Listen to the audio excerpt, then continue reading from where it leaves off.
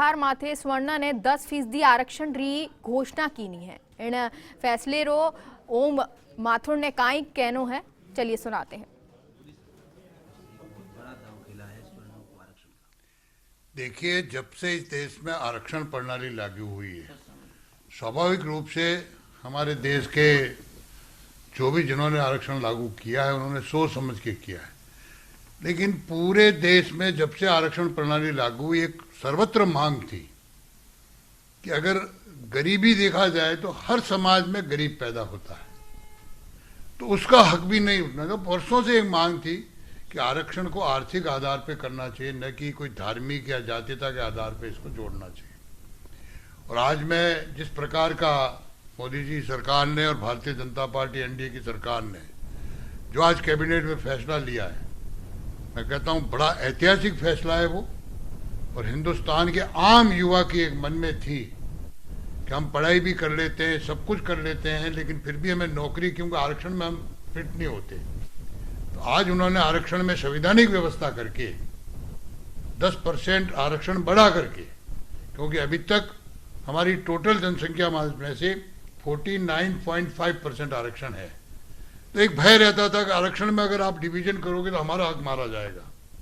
तो आज कैबिनेट ने बहुत अच्छा लिया है कि 49.5 के अलावा 10% उन जो अब तक इससे छूट गए, यानी जिसको मैं कह सकता हूं कि जातीयता के बंधन से, धार्मिक बंधन से ऊपर उठ करके, धार्मिकता से ऊपर उठ करके एक आर्थिक आधार पर जो उन्होंने आरक्षण दिया है, सर्वत्र उसका देश की जनता स्वागत करती है। और निश्चित रूप से इसका आम युवा को, जो अब तक तरस रहा था अच्छे अंक पाने के बावजूद भी, उसको उसका लाभ मिलेगा। और निश्चित रूप से एक आम आवाम की जो आवाज थी, जिसको आदरणीय मोदी जी ने आज पूरा किया। सर, विपक्ष कह रहा है कि गरीबी हटाने के लिए कई योजनाएं लाई जा सकती थी। आरक्षण जो है वो न्याय से, दलितों पर हुए अत्याचार से संबंधित है। देखिए, गरीबी हटाने की योजनाएं जब से हमारी सरकार बनी तब से हम ला रहे हैं। और हमारा तो स्लोगन था कि सबका साथ सबका विकास। और सरकार आने से पहले हमारे नेता ने जब पूरे देश का दौरा किया था तो उन्होंने कहा था कि इस देश का समान रूप से विकास नहीं हुआ, पूरा पूर्वांचल विकास की दृष्टि से छूटा है। और इसलिए योजनाएं, क्या उज्ज्वला योजना गरीबी हटाने के लिए नहीं थी? क्या जनधन योजना गरीबी हटाने के लिए नहीं थी? क्या सबको आवास मिले ये गरीबी हटाने के लिए नहीं थी? तो इस प्रकार से गरीबी हटाने की योजना तो सैकड़ों चला रहे, लेकिन उसके बावजूद भी ऐसी आवश्यकता थी इस देश में कि जो सर्विसेज है पर्टिकुलर, उसमें गरीबी एक अलग तरफ रखी है। अच्छा पढ़ा लिखा व्यक्ति भी चाहे कैसा भी होता, उसको चाहिए कि नौकरी मिले, तो इस आधार पे उसको नौकरी मिलेगी। इसलिए उस गरीबी को और इसको जोड़ना गलत है। विरोधियों के पास हमारे लिए कहने को कुछ नहीं है। इसलिए इस प्रकार का समाज को तोड़ने का, समाज में एक विभेद पैदा करने का स्लोगन वो दे रहे हैं।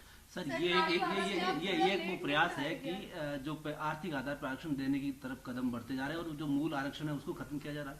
नहीं, बिल्कुल नहीं। मूल आरक्षण को खत्म करने का प्रश्न इसलिए मैंने स्पष्ट किया। अब तक 49.5% आरक्षण था है। अब इसमें जो नया आरक्षण जोड़ा गया वो इसके एडिशनल, यानी लगभग अब 59.5% टोटल जनसंख्या में से आरक्षण होगा। और 10% वो जो बच गए उनको वो आरक्षण देने की आज बात हुई। सर, इसके लिए संविधान संशोधन की भी जरूरत पड़ेगी। निश्चित रूप से, और हम संविधान संशोधन करेंगे। चुनावी वादा कहा जा रहा है कि 2019 के चुनाव को देखते हुए अब बीजेपी बौखला रही है और इसलिए ऐसे लुभावने बातें करती है। देखिए, अब ये तो कोई भी कुछ को कहने का अधिकार है, और अगर हम राजनीतिक फील्ड में हैं तो क्यों नहीं हम चुनाव को ध्यान में रखते हुए भी कदम उठाएंगे? क्या बाकी पार्टियां नहीं उठा रही है? इसलिए ये कहना बिल्कुल ही गलत है।